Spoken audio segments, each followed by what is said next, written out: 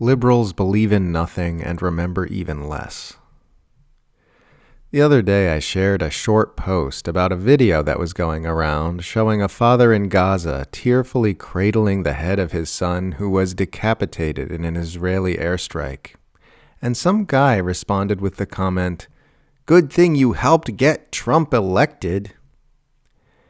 And I must admit, I was actually truly shocked. I mean, what exactly did this fellow think was happening under Biden that whole time? I saw a post on Twitter where a leftist responded to a liberal who was acting like ICE just suddenly transformed into a modern Gestapo under Trump, saying, "Liberals believe in nothing and remember even less." And it's just so true. They don't believe in anything.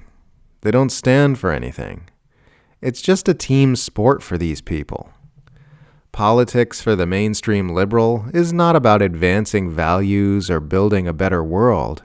It's about their team winning solely for the sake of winning.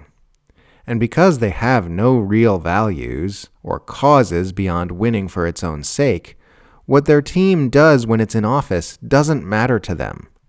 A Democrat president can be as tyrannical and murderous as he wants, and liberals will just brunch away in cheerful obliviousness, content with their knowledge that their team is holding the trophy.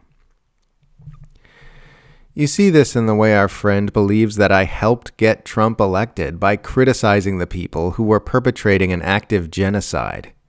He just automatically took it as a given that it was my responsibility to stay silent on Gaza because the person in charge was a Democrat and his VP was running for president.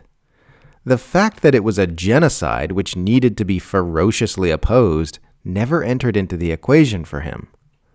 All he cared about was winning. All of the most shocking and gruesome things I have ever seen online were recorded in Gaza during the Biden administration. Nobody who'd paid the slightest bit of attention to Israel's U.S.-backed atrocities in 2023 and 2024 would believe this was anything new that just started under Trump.